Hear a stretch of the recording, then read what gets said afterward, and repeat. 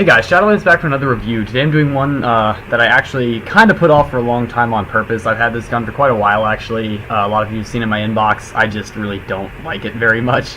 It's not a bad gun by any means. It's actually quite good. I'm just really bad with it, and I think the reason I'm bad with it is because it has at least it feels like it has a slower rate of fire, and it typically has a bigger spread than most SMGs, so I feel like it is not as useful for me.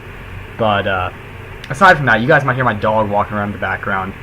This gun is the PP-19 mod. No, sorry, not the mod. The PP-19 Camo. My bad. I keep saying the mod because I've been actually using it a lot recently as well. I had it in my inbox for a couple of days, but it expired right before I did this review. So yeah. Anyway, I'm gonna hop right into the stats. Damage of 37, so very, very powerful for an SMG. It's right up there at the UMP-45. Has a portability of 80, so it's relatively portable. A rate of fire of 82, accuracy of 70, and recoil of 75. The recoil is really not that bad. That's not a problem at all. The accuracy is 70, so the first shot, second shot will typically go where you want them to go.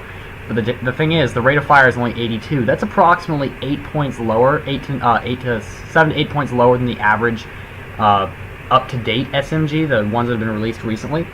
The portability is 80, so it's pretty portable, but it is also not the most portable gun in the game. A lot of the newer ones typically have the standard portability and rate of fire both near 90. These are about 8 to 10 points lower on each one. This gun is known for being a massive headshot machine and also for being very powerful.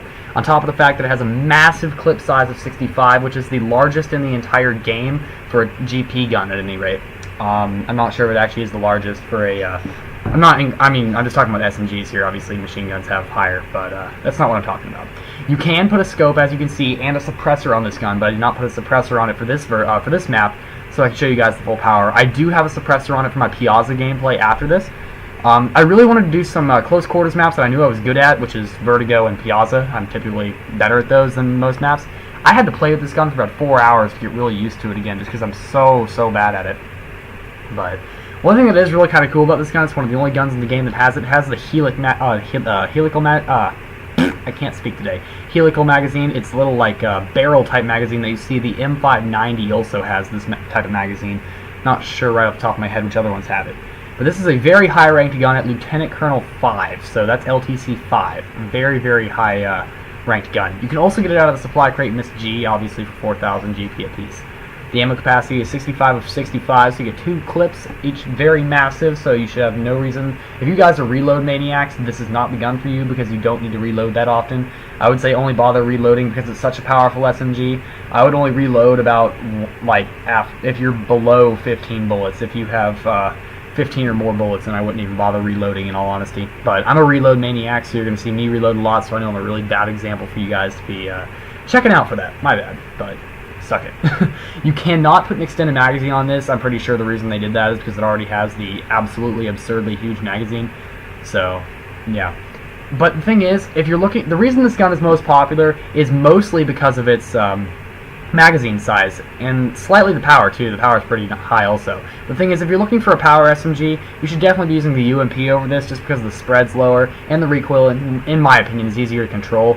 You can still put scopes on it, and you can even put an extended magazine on it to get up to 45 shots per magazine, so you still have more than you should ever need, and I just fail-nated myself right there. But,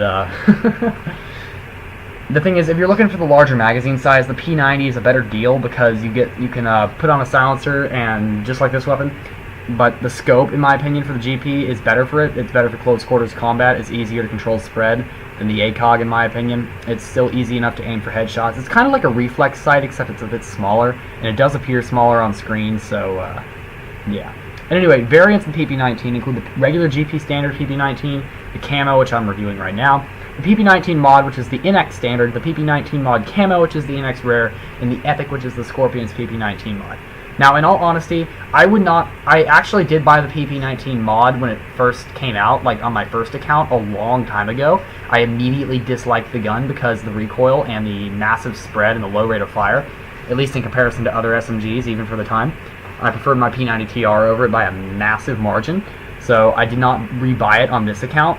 Well, I actually did get it eventually, but it was through a gift. It was not as a thing, and it was actually more of a troll gift because the person that gave it to me knew I hated the gun, so he was just dicking around with me, but I never even used it, so it stayed in my inbox until the day I lost all my perms about a year and a half ago, which really sucked.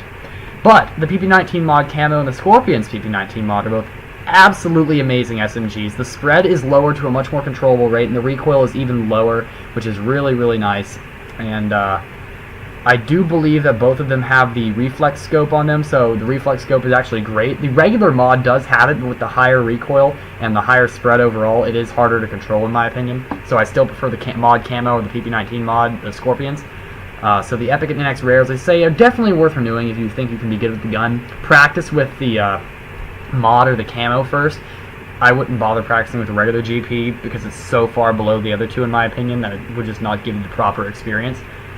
You also really need to try it with the reflex sight, so the mod, if the NX variant, if you can happen to get it for a day or have a friend hand it to you for a day, it really is worth it. And as you can see right there through that one-shot headshot there, that is about how accurate it is on the first shot. It is a super accurate gun for the first shot, and it's probably one of the best guns in the game for flanking, because even if it has the lower fire rate, the higher damage definitely does help when you're flanking and shooting in the back, because you can usually get about a 2 or 3 shot kill on them. Especially if they're taking damage, it will pretty much always be a 2-shot kill, because keeping in mind that the damage is 37, that can be, let's see, that'd be 74 damage per 2 shots, so that's quite a bit of damage, especially on a light vester or a recon vester. That could be fatal with 2 shots, especially if you're close enough at appropriate SMG range, so just keep in mind how far you're using this.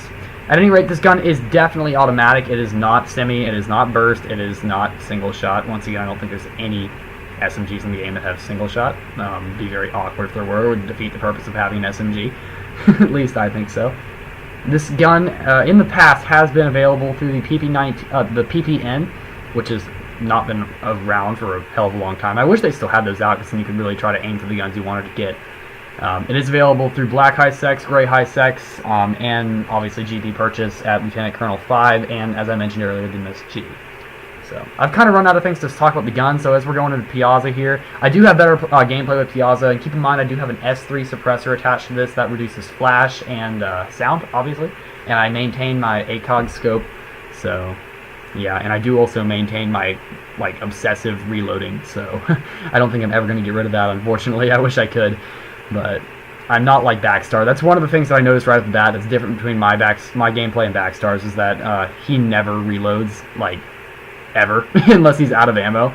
I reload every 5 seconds, and I'm doing it here again too, so yeah, I'm a little bit awkward when it comes to reloading. I don't get any massive accolades here, but it is kind of fun to watch, so I do a pretty good job, I think. If I have to make a recommendation, I would actually suggest putting an itech scope on this, and not an ACOG. I put an ACOG on it because I wanted to try tap firing like I did in the Vertigo game when I got that one-shot tap headshot, which is what I was aiming for. But I would actually suggest an itech scope, considering the spray is not too incredibly terrible, and it would give you a better feel of what the reflex sight would be for the NX variant. I would also suggest an S3 suppressor. Although the PP-19 mod does not come with an S3, it comes with an S1 or an S2, I don't know which one. The gun is too big and gets in the way and I can't see what it has. But I definitely think this gun is definitely a nice one to try out. I would give it a shot if you can. The camo doesn't really help very much at all. It looks still pretty much the same as the regular PP-19, in my opinion. But whatever. I think it's useless. Whatever. If you think it's useless, I'm glad you agree with me. If you don't, well, I'm glad it works for you. Because, I mean, the people that I've seen that use this gun are actually incredibly skilled with it. They are appallingly good with this gun.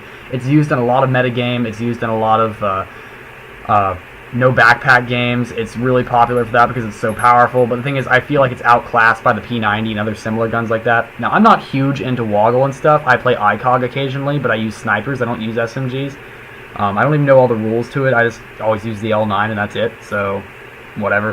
That's all I'm ever going to need. It's all I'm ever going to feel like I need, so that's all I usually do.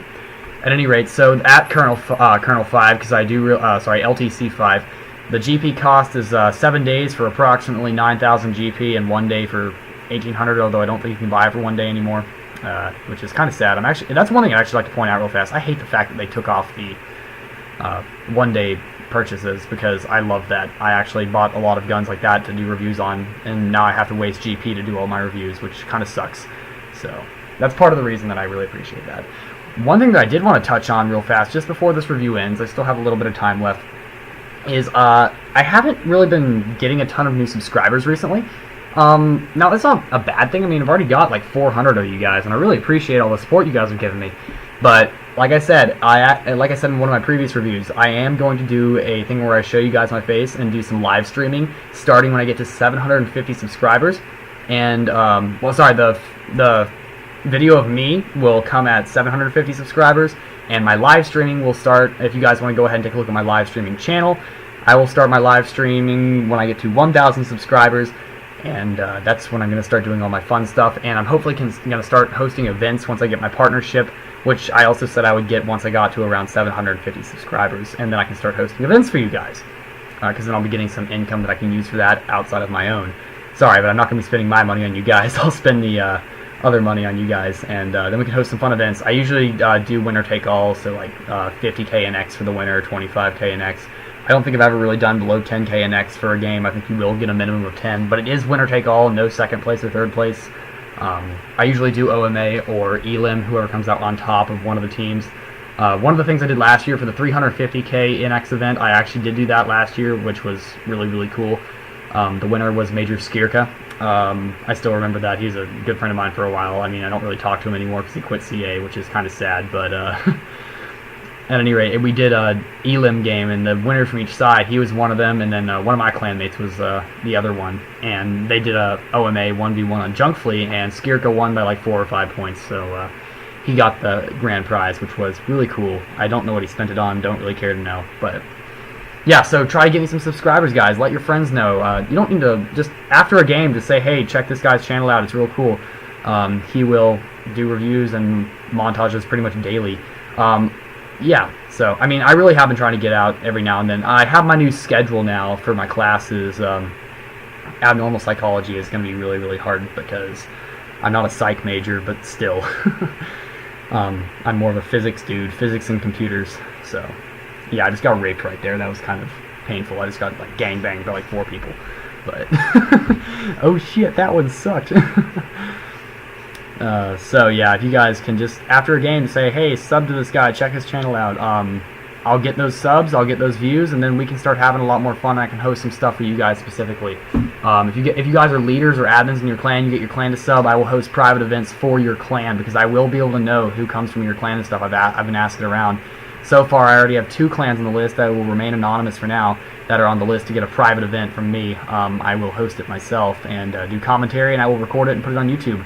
That shall come probably late in October, so yeah, get your guys' clans to subscribe. That's the best way to do it. I'm running out of time here, guys, so thank you. Please rate, comment, and subscribe if you didn't get that hint already. Get your friends to subscribe, and I can make some more stuff for you guys. I love making these videos, but I don't do it for me. I do it for you guys. I'd love to host some events for you guys in the future, so definitely give me a hand. It definitely helps. Everything's definite, because there's no such thing as uncertainty in my world. And I will see you guys next time. Shadolance out!